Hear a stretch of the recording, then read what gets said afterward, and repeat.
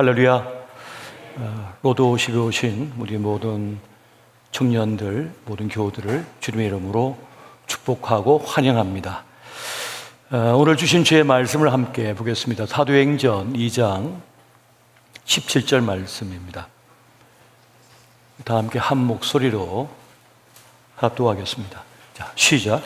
하나님이 말씀하시기를 말세 내가 네 영을 모든 육체에 부어주리니 너희의 자녀들은 예언할 것이요 너희의 젊은이들은 환상을 보고 너희의 늙은이들은 꿈을 꾸리라. 아멘. 아멘. 지난 목금토 우리 청년들이 여러분 수련회를 다녀왔는데 어떻게 잘 다녀왔어요? 네. 재미가 있었어요?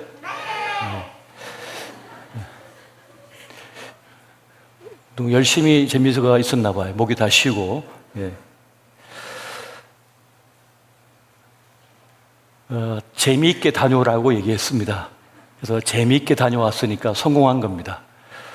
펀이 있어야 되거든요. 재미가, 기쁨이 있어야 되거든요. 우리가 이 땅에 태어나서 응애하고 태어나서 엄마 품에서 가장 많이 자랐잖아요.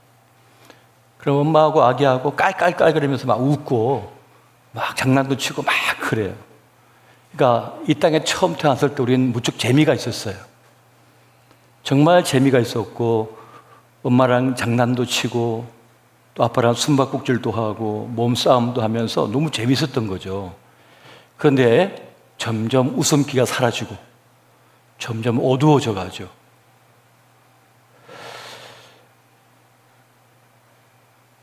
웨스트민스터 소요리 문답에 보면 사람이 제일 되는 목적이 뭐냐? 제1문, 첫 번째 질문이에요.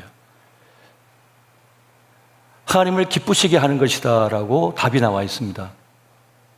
근데 제가 볼 때는 그 답이 잘못됐어요. 하나님을 일방적으로 기쁘시게 하는 게 아니라 하나님을 기뻐하는 거예요. 엄마를 기쁘시게 합니까, 얘가? 엄마를 기뻐하는 거잖아요. 엄마 아빠가 맞벌이 하다가 저녁에 들어오셔요. 그러면 아기 봐주는 이모가 두 아이를 데리고 있다가 이제 엄마 아빠가 퇴근해 들어오면 그 애기들이 막 달려가죠. 막 기어가면서 엄마 아빠 나 안아줘 막 웃으면서 그래요. 뭐예요? 기뻐하는 거죠. 기쁘시게 하는 거예요? 기뻐하는 거죠. 하나님의 영광을 위해 살라가 아니라 하나님이 내 삶의 영광이신 거죠. 그게 본래의 의미고 본래의 뜻이 되는 겁니다. 그러니까 이 수련회를 갔으면 이 수련회 속에서 하나님을 기뻐해야 되고요. 나도 즐거워야 되거든요. 저는 이 사실을 옛날에 깨달았기 때문에 제가 30살에 이제 목사가 돼가지고 우리 대학 청년들, 중고등 학생들 수련회 가잖아요. 그럼 겨울에 가면 스키장 옆으로 갔습니다. 전에 서울 스키장, 국가대표 선수 훈련하는 서울 스키장이 있어요. 그 옆에 백봉산 기도원이 있어요. 그냥 펜스 하나 사이로 이렇게 이웃하고 있어요. 그래서 3박 4일 동안 이제 수련회 하는 동안에 둘째 날 오전은 아침 8시부터 12시까지는 스키 배우는 시간을 만들었어요. 그랬더니 학부모님들이 그러시는 거예요. 우리 집사님들이, 교인들이, 목사님, 애들을 금식시키고 기도시키고 암송시키고 영적 훈련을 시켜야지 놀게 하냐고 막 그러시는 거예요. 그래서 어차피 3박 4일 동안 모두가 기도고 모두가 말씀 묵상이고 암송이고 그때는 암송 못하면 밥을 못 먹었거든요. 밥도 암송 못하면 못 먹는 그런 스파르타식 영적 훈련을 시킬 때잖아요. 그러면 그 오전 시간에 그 아이들이 마음껏 그 젊음을 발산할 수 있는 시간을 주면 어떠냐고. 그렇게 억울하십니까? 했어요. 그랬더니 아니요. 자기 아들 딸이니까. 그래서 다른 데보다, 다른 교회보다 수련회 비용도 2배로 잡았어요. 왜냐하면 스키복 빌려야죠. 스키 빌려야죠. 그 장구를 같이 해야 되니까. 그렇게 가는 곳마다 그렇게 했습니다, 제가. 그랬더니 그 아이들이 저한테 뭐라 했냐면, 목사님하고 함께 수련회 간 그 때가 제일 재밌었대요. 제일 재밌었대요. 제일 즐거웠대요. 그리고 당시 제가 좋아하던 책이 있어가지고, 책이 거의 한 두께가 정도 됐던 책인데, 그 책을 혼자는 못 읽거든요. 그래서 챕터별로 숙제를 해주는 거예요. 한 사람당 한 20회씩 읽고 그걸 서머리해서 와라. 몇 줄로. 그렇게 해서 분량을 나눠줘 갖고 이 아이들이 수련회 들어오기 전에 이미 한 달 전부터 그 책을 자기 분량을 읽고 정리를 해서 가지고 온 거죠. 그리고 이제 수련회가 딱 됐을 때는 나눔 시간에 그 책 읽은 걸 이제 나눔의 시간을 가졌어요. 그렇게 하니까 다 읽지는 않았지만 전체를 읽은 것 같은 그런 효과가 났던 거죠. 그래서 책 한 권도 떼고 저녁엔 집회하고 낮에는 마음껏 뛰어놀면서 그런 시간을 가지고, 그런 시간이 사실은 아이들에게 많은 도전과 재미를 주거든요. 여러분, 예수 믿는 게 재미있어야 되거든요. 교회 생활이 재미가 있어야 돼요. 즐거워야 되는 거예요. 기뻐해야 되는 거예요, 주님을. 이 원리가 매우 중요한 겁니다. 생명이 있는 곳이니까요. 그것은 사랑이 있는 곳이니까요. 은혜가 있는 곳이니까요. 그리고 자기 발전과 성장이 있는 곳이니까요. 그건 가볼 만한 곳이 되는 거죠. 우리의 신앙은 그러한 곳이 되어야 하는 것입니다. 살 맛을 느끼게 해주는 것이 교회가 되어야 되는 거죠. 그게 신앙의 자리가 되어야 되는 거예요. 여러분, 구한말에 이 땅에 교회가 세워졌을 때 그 교회는 어떤 모습이었을까요? 살 맛을 느끼지 않았을까요? 나라도 잃고 군대도 잃고 나라님도 돌아가시고 국권을 빼앗겼잖아요. 어디 한 곳 의지할 곳이 없는 그 구한말에 이 조선의 백성들이 교회에 와서는 양반 상놈 하나 없이 모두가 형제 자매가 되어서 서로를 존중하고 함께 밥을 해먹고 서로 위로하고 격려하는 그런 공동체였다고요. 그러니까 그것은 살맛이 나는 곳이었죠. 오늘날 교회가 지금까지 부흥해서 지금 이 자리에 온 것은 바로 그러한 열매인 것입니다. 그래서 교회는 그런 곳이 되어야 하는 거예요. 오늘 주는 우리 청년들과 우리 교우들에게 꿈에 대해서 말씀을 나누고자 합니다. 그런 말씀하는 분이 있습니다. 꿈이 밥 먹여주냐? 근데 여러분, 꿈은 그 밥을 먹게 하는 겁니다. 우리는 사실 우리에게 있는 것들의 값을 잘 모릅니다. 얼마짜리인지 모르는 거예요. 여러분, 어저께 하루를 여러분들 얼마로 치시겠습니까? 저는 1,000억짜리라고 말씀드리고 싶습니다. 어제 우리는 1,000억짜리 삶을 살았습니다. 그 전날도 1,000억짜리를 살았습니다. 제가 값을 매길 수 있는 것 중에 그래도 최고 가치라고 여기기 때문에 1,000억짜리라고 말씀드려요. 저는 오늘 주일 이 하루의 삶도 저는 1,000억짜리라고 말씀드리고 싶습니다. 이 우주 속에 우리가 돌아가고 있잖아요. 저 태양을 끌어다가 쏘고 있잖아요. 우주 속에서 이 기반이, 땅이 지진이 일어나지 않고 유지가 되고 있잖아요.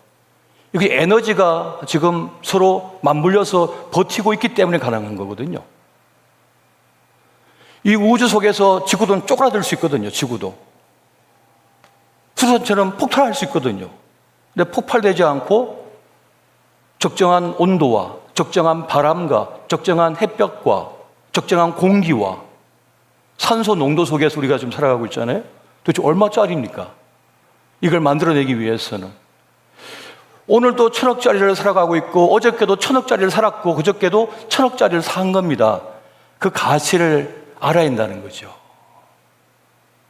그 가치를 과연 아는가?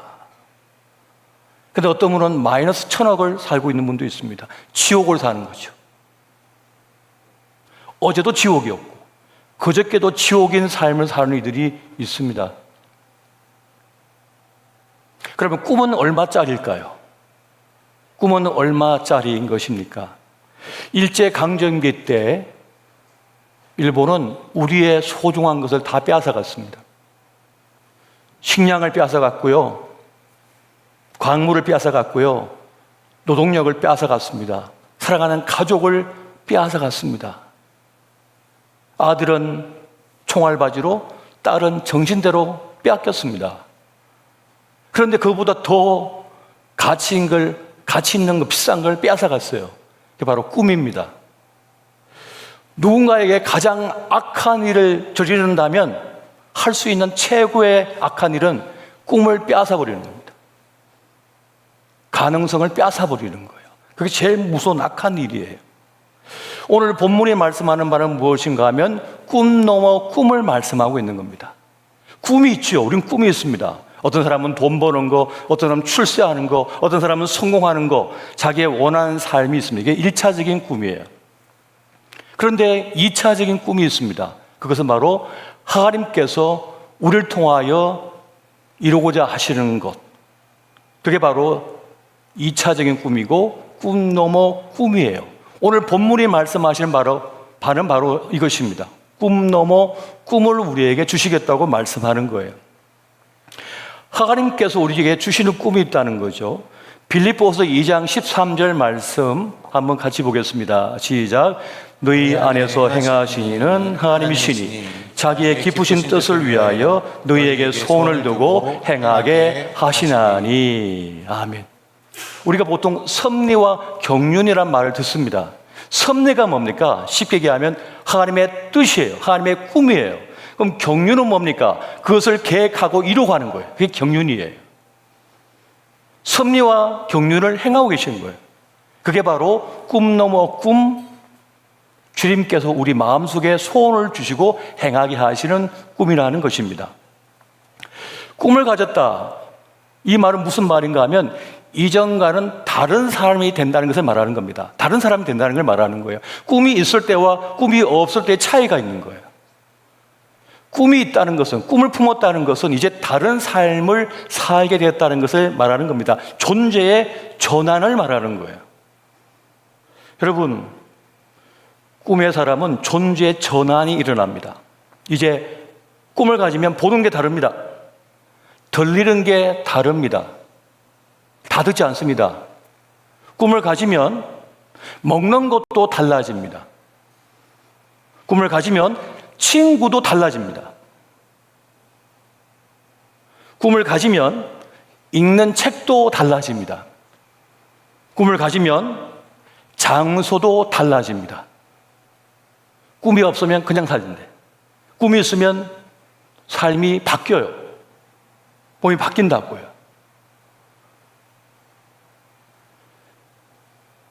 그게 꿈의 놀라운 면이에요. 더 깊이 들어가서 여러분, 꿈은 생각입니다. 꿈은 생각입니다. 생각하는 사람들이 있습니다. 생각하는 사람들은 그것을 현실화하려고 해요. 그리고 어떤 사람들은 그가 생각하는 사람들이 만든 그 현실을 그냥 받아 쓰는 거예요. 그런 사람들이 있는 겁니다. 그런데 생각하는 것은 힘들어요. 생각은 에너지가 많이 듭니다. 없던 것을 있게 하기 때문에 에너지가 엄청나게 많이 드는 거예요. 하지만 놀라운 결과를 얻습니다. 남이 생각하지 않은 걸 생각했고 그걸 현실화하면 그에 대한 보상을 받아요. 꿈이 돈이 되는 거예요. 꿈이 가치가 되는 거죠. 꿈이 보람이 되고 꿈이 행복을 느끼게 해줘요. 저는 농부의 아들이거든요. 보통 시골에서 옛날에는 겨울에는 일을 안 했습니다. 그래서 보통 술을 먹거나 보통 도박을 해요. 처음엔 장난으로 하다가 나중엔 논 다 팔아야 돼요.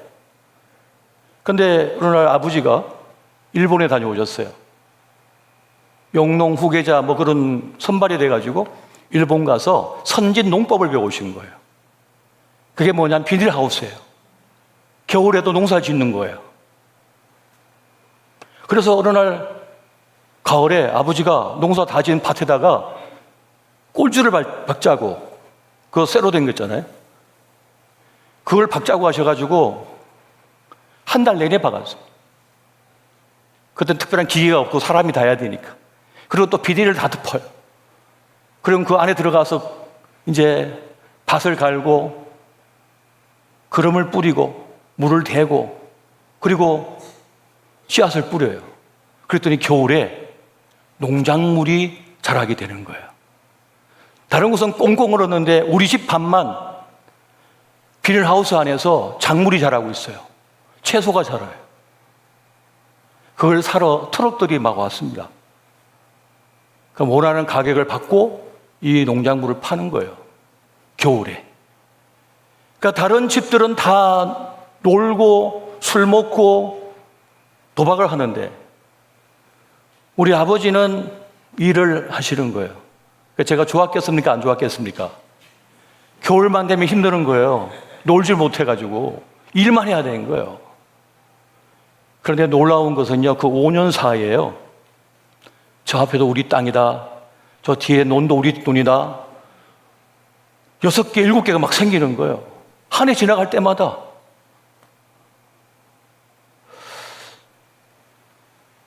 꿈이 있었죠.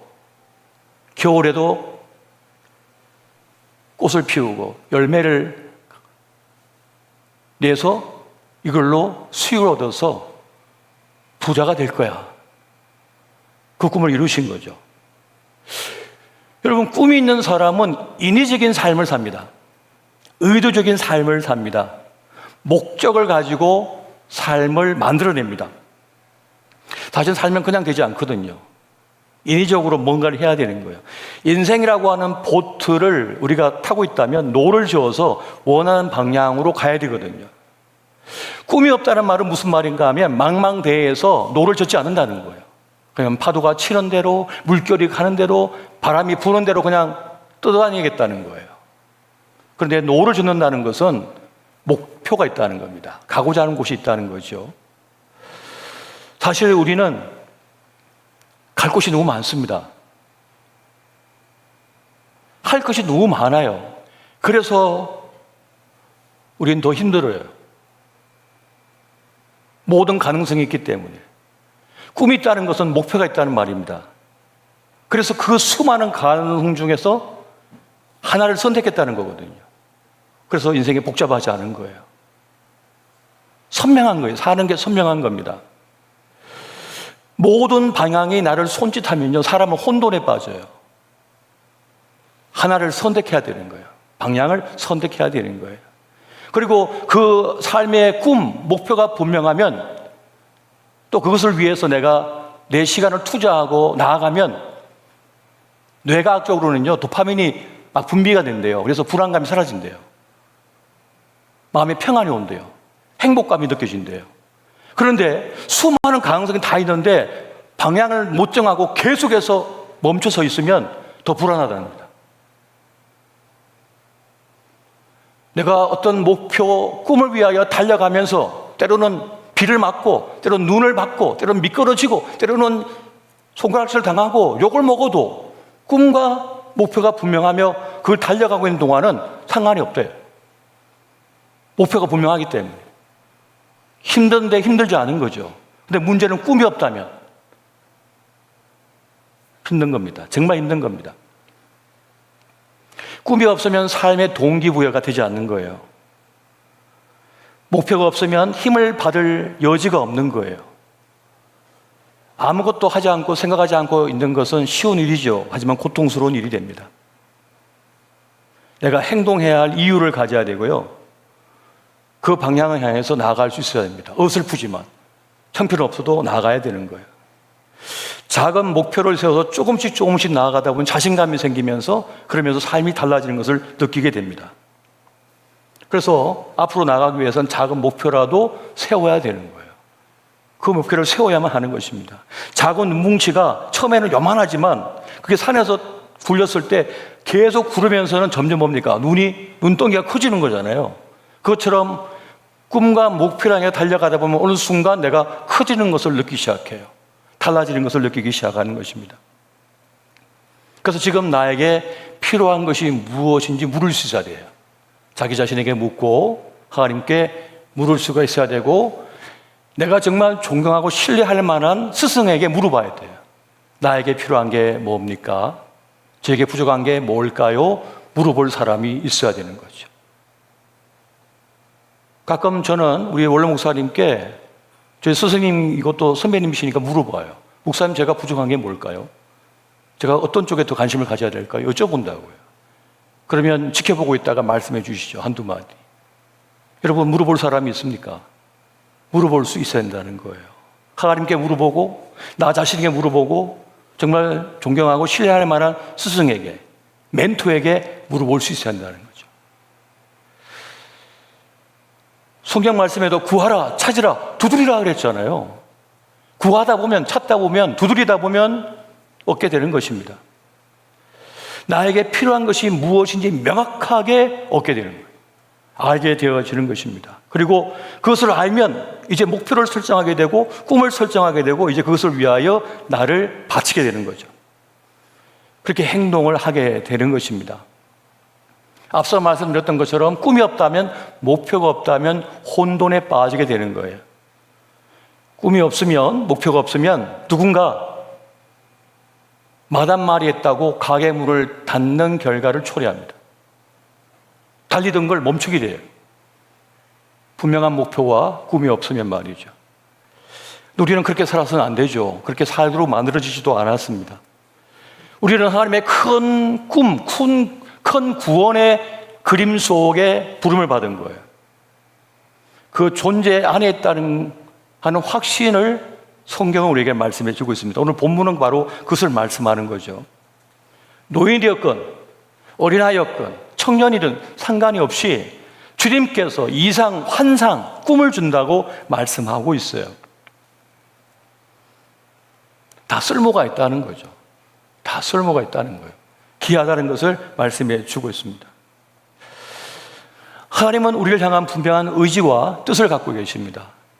예레미야 29장 11절 말씀 같이 한번 보겠습니다. 시작. 여호와의 말씀이니라. 너희를 향한 나의 생각을 내가 아나니 평안이요 재앙이 아니니라. 너희에게 미래와 희망을 주는 것이니라. 아멘. 우리에게 미래를 주고자 하신대요. 희망을 주는 것이라고 말씀하고 있습니다. 사실 우리는 나의 가능성을 잘 몰라요. 세상 어떤 사람도 나를 잘 몰라요. 부모도 잘 몰라요, 나를. 하나님만이 우리를 정확하게 아십니다. 하나님만이 우리를 정확하게 아셔요. 우리의 과거와 현재와 미래를 아신 분이죠. 그래서 가장 잘 아시는 분이에요. 그래서 우리를 향한 뜻이 있다고 말씀하는 거예요. 그래서 우리는 하나님의 이끄심을 따라서 고민해야 돼요. 암중 모색하는 시간이 청년의 때에 있어야 됩니다. 고민 안 한다고요? 고민해야죠. 고민하는 시간. 20대는 고민하는 시간입니다. 30대 중반인데도 고민하고 있으면 안 되고 20대 때는 고민하는 시간이에요. 암중 모색하는 시간인 거죠. 더듬더듬 길을 찾아가는 시간인 거죠. 그 시간을 주신 거예요, 하나님께서. 그리고 그 시간을 가져야만 후회가 없습니다, 나중에. 이제 앞으로 100세 시대라고 그러잖아요. 지금 보통 의학자들이 하는 얘기를 들어보니까 90세는 그냥 살 거라고 얘기를 해요. 큰 병이 아니면. 그러면 얼마나 많이 남았습니까, 지금? 엄청 많이 남았잖아요. 그러니까 지금 이 젊은 날에 암중 모색하며 길을 찾아야 된다는 거예요. 꿈을 찾아야 되고 목표를 찾아야 된다는 것을 말하는 거죠. 그리고 그 꿈은 반드시 대가를 지불해야만 얻을 수가 있습니다. 꿈을, 목표를 가졌다면 대가를 지불해야 되는 거예요. 그냥 되는 것은 하나도 없습니다. 마음을 지불해야 되고요. 시간을 지불해야 되고요. 내 삶을 지불해야 되고 내 돈을 지불해야 되는 겁니다. 그런데 진짜 꿈을 가진 사람, 목표를 가진 사람은 하나도 억울하지가 않습니다. 그 꿈을 향하여, 목표를 향하여 달려가는 시간은 하나도 억울하지가 않아요. 분명한 목표와 꿈을 가지고 있는 사람은요. 도리어 그것이 삶의 원동력이 되는 거예요. 삶의 에너지가 돼요. 원천이 되는 거예요. 그리고 그것 때문에 기쁘고 그것 때문에 용기를 얻을 수가 있는 거예요. 담대하게 달려갈 수가 있는 것입니다. 저는 라면을 되게 좋아하는데 라면의 핵심이 뭔지 아세요? 모르죠? 의외로 답은 간단한데 맞췄다. 라면 좋아하는 것 같아요. 저도 라면을 엄청 좋아하는데 제가 미국에 있다가 제 아내와 아들보다 한 6개월 먼저 들어왔거든요. 아내가 라면을 못 먹게 해가지고 없을 때 시컷 먹어보자 해가지고 라면 종류별로 박스채로 사놨. 매일 저녁마다 라면 2개씩 이렇게도 섞어서 먹어보고 이렇게도 먹어보고 저렇게도 먹어보고 한 6개월 먹다 보니까 몸이 배가 너무 아픈 거예요. 그래서 군의관한테 찾아갔어요. 했더니 교회 집사님이시거든요. 막 진찰하고 뭘 찍어보고 하더니 목사님 그러다 죽습니다 하시더니 저한테. 너무 많이 드셨어요. 야채 위주로 드셔요. 쌀 위주로 드시라고 막. 근데 이 라면의 핵심은 뭐냐면 스프거든요. 근데 여러분 스프는 어떻게 만드는지 알아요? 스프는요 어마어마한 과학 기술이 들어간 거예요. 사실은요. 생각해 보십시오. 그 맛을 낸다고 하는 게 얼마나 어려운 건지 말이죠. 정말 어려운 거거든요. 그런데 그걸 만들어내기 위해서 그 많은 시간을 투자했답니다. 그 연구자들은요 전국에 있는 맛집을 다 찾아갔대요. 그 맛을 비결을 알아내기 위해서, 또 만들어내기 위해서요. 그리고 라면이 꼬불꼬불한 이유는 열과 수분의 침투력을 높이고자 하는 뜻이 있대요. 그냥 꼬불꼬불한 줄 알았더니 그런 뜻이 있더라고요. 또 엄청 노력을 많이 한 거죠. 수만 개의 라면을 먹어보고 비교 평가해가지고 하나 딱 만들어내면 최종적으로 회장님 앞에 가서 라면을 끓인답니다. 라면을 끓여가지고 연구자가, 개발한 사람이 직접 라면을 맛있게 끓여가지고 딱 대령을 한대요. 그러면 김치 하나와 라면 하나를 딱 보고 이제 회장님이 드셔본대요. 좀 아닌 것 같은데? 그럼 다시 가야 되고. 이거 작품인데? 그러면 통과. 그래서 이제 나온대요, 사회에. 그래도 대박을 터뜨리기 어렵잖아요. 그런데 그 대박을 터뜨린 몇 사람이 있답니다. 그분들이 그러시더라고요. 한 20년, 30년 연구했대요. 그냥 되는 건 없지요. 그냥 되는 건 없는 겁니다. 그 많은 시간과 대가를 지불해서 되는 거죠. 그냥 되는 건 하나도 없는 거죠. 구한말의 이 땅에서 설교자들이 강단에서 메시지를 전할 때 일본 순사가 뒤에 딱 서 있답니다. 그리고는 몇 장은 부르지 마. 몇 장은 절대 부르면 안 돼 하고 찬송을 찢어요. 성경도 다니엘서 설교 금지, 출애굽기 설교 금지. 왜요? 요한계시록 설교 금지. 왜요? 거기에 해방, 자유가 들어가 있잖아요. 그런데도 불구하고 많은 목회자들이 순서가 없을 때 혹은 성경 공부 시간에 메시지를 전하다가 옥고를 치르죠. 매를 맞고 곤욕을 치릅니다. 그럼에도 불구하고 계속해서 뭡니까? 그 메시지를 전하죠. 대가를 지불하면서. 그렇습니다. 꿈에 대한 대가를 반드시 지불해야만 하는 거예요. 그것이 정말 중요한 겁니다. 그리고 하나님께서 우리의 꿈, 그 너머의 꿈을 주실 때 우리는 흔들림 없는 자기 삶을 확고하게 살아갈 용기를 얻게 됩니다. 먼저는 꿈을, 목표를 가지고자 고군분투해야 되는 거예요. 그리고 꿈과 목표를 정했다면 그것을 위하여 방향을 잡고 달려가야 합니다. 앞서 말씀했던 것처럼 그러면 존재 전환이 일어나요. 그때부터 보이는 게 있어요. 그때부터 들리는 게 있어요. 그때부터 만나지는 사람이 있는 거예요. 그러면서 내 삶이 바뀌어지는 거예요. 그러면서 한층 더 꿈에 가까운 사람이 되어가는 것입니다. 그리고 그 꿈 때문에 나는 행복한 거예요. 힘든데 힘이 덜 드는 거예요. 막연하게만 생각할 게 아니라 진짜 꿈꿀 수 있는 사람이 되어야 하는 것입니다. 그리고 꿈이 있는 사람은요, 에너지가 느껴져요. 주변 사람들에게 에너지가 느껴져요. 그 영혼의 힘이 느껴져요. 인간은 영적인 존재이기 때문에 그 내면이 탄탄하고 내면에 강렬한 에너지가, 갈망이 있기 때문에 다른 주변 사람들이 그 사람에게서 그걸 느껴요. 그 사람에서 그걸 느끼게 되는 것입니다. 사실 사람들은요, 내가 얼마나 똑똑한지, 예쁜지요, 부자인지 능력이 있는지 관심 하나도 없습니다. 단지 이 사람을 만났을 때 어떤 느낌이 드느냐예요. 어떤 기분이 드느냐예요. 근데 어떤 사람은 만나면 기분이 나쁜 사람이 있어요. 불쾌한 사람이 있고 피하고 싶은 사람이 있어요. 근데 어떤 사람은요, 나를 끌어다닌 것 같아요. 그 사람에게서 생기를 느껴요. 힘을 느껴. 나도 모르게. 그건 왜 그런가? 그 사람 안에 무엇인가가 있기 때문입니다. 그 사람이 살아있기 때문인 거예요. 하나님께서는 우리에게 이상을 심어주시오. 꿈을 심어줍니다.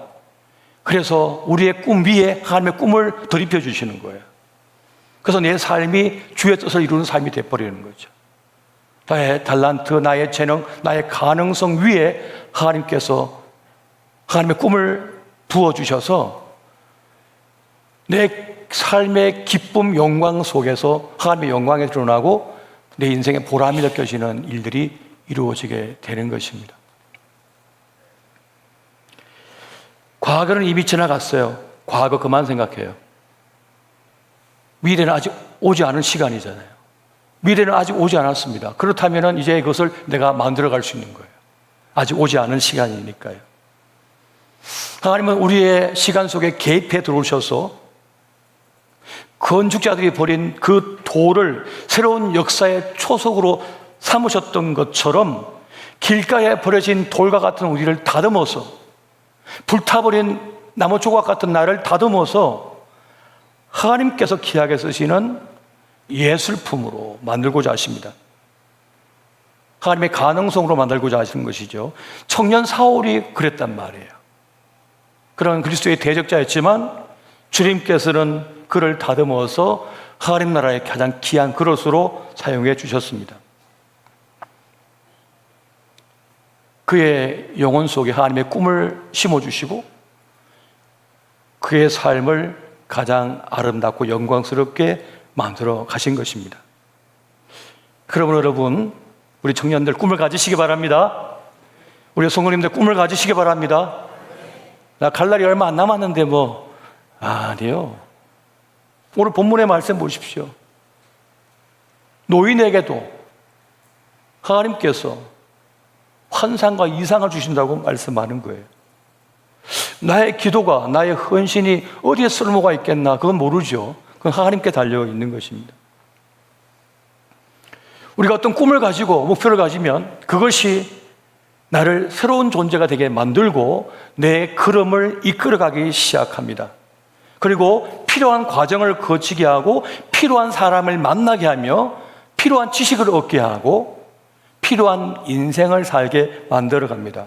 그리고 그 가운데 나의 꿈을 이루는 가운데 꿈 너머의 꿈인 하나님의 꿈을 이루는 삶이 되어버리는 그런 결과를 만들게 되는 것입니다.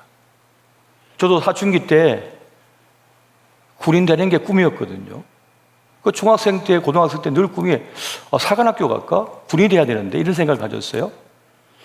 그런데 전도자에게 예수님을 소개받고 교회를 출석하면서는 목회자의 꿈을 꾸기 시작했어요. 근데 이 두 개는 갖춰질 수가 없는데 말이죠. 그래서 나는 그냥 신학교 가야겠다 하고 갔는데 나중에 보니까 목사가 되고 군인 될 수 있는 길이 있더라고요. 군목이었어요. 군종 장교가 되는 거예요. 그래서 군종 장교 되고 군복이 된 거죠. 군인도 됐으면서 목사인 거예요. 그런데 사실 제 안에 또 하나의 꿈이 있었어요. 그것은 나 참 가진 거 하나도 없는데 아버지가 돌아가시고 나서 가정적으로 형편이 어려워서 힘든데, 그런데 나는 꼭 유학을 가고 싶다. 학위를 받고 싶고, 그리고 또 한 가지는 정말 멋진 교회, 정말 건강하고 훌륭한 교회를 섬기고 싶다, 세우고 싶다, 이런 뜻을 가지고 있었거든요. 그런데 그 과정 속에서 하나님께서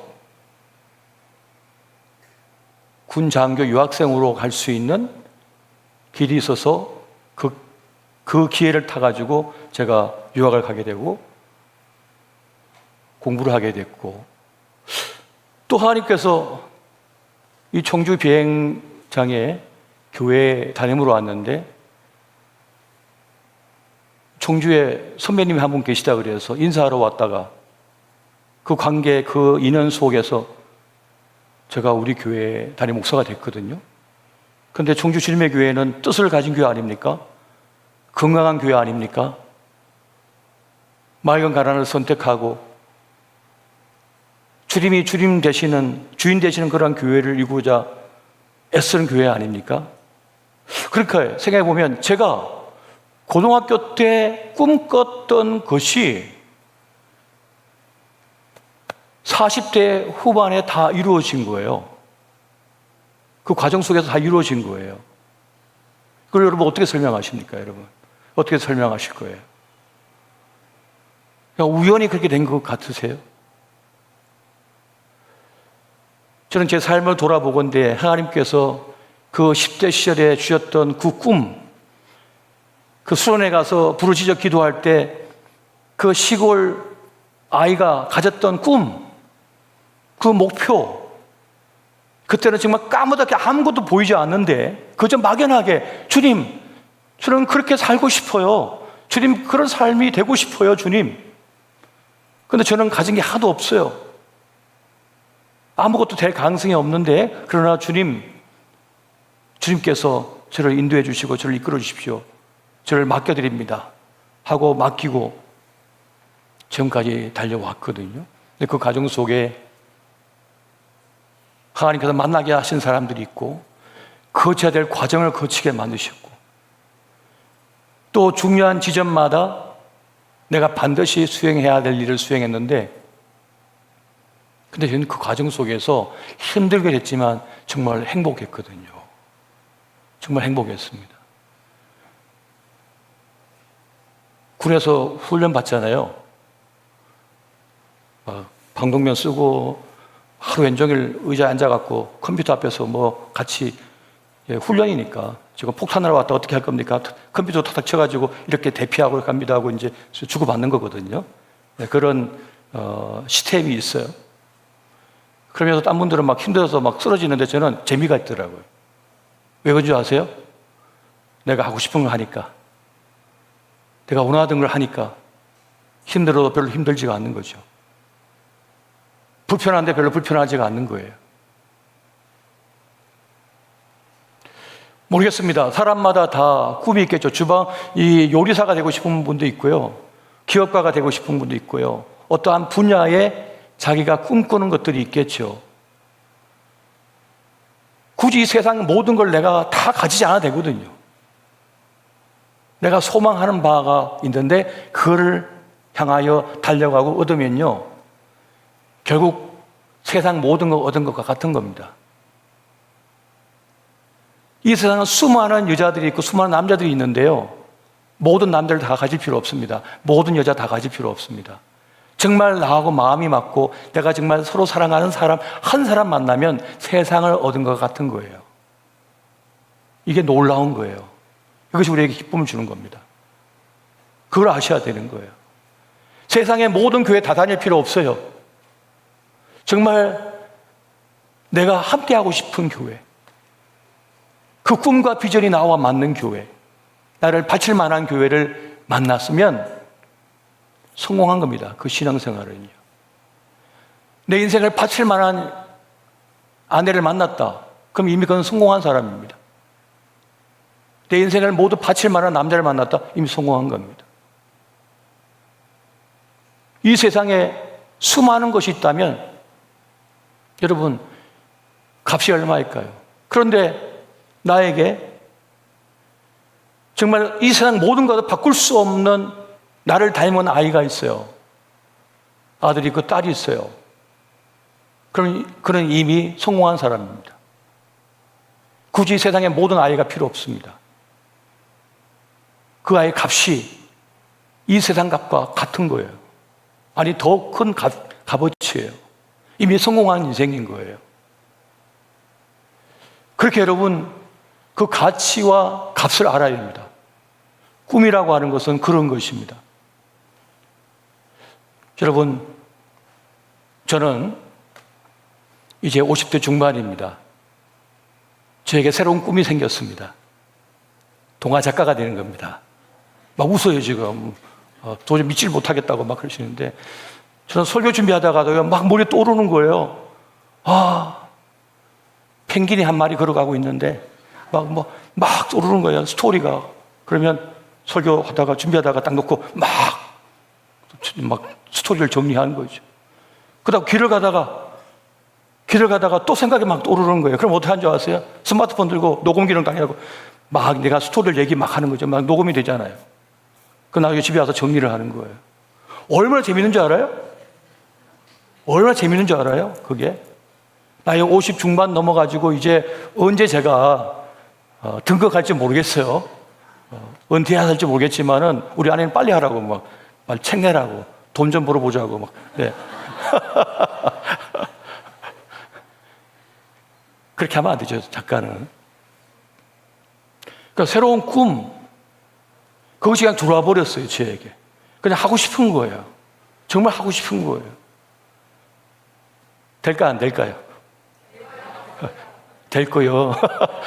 저도 될 거라고 생각을 합니다. 스토리가 여러 개 지금 다 정리가 되어 있고, 여러분도 그 주인공 중에 한 사람이 될 수도 있어요.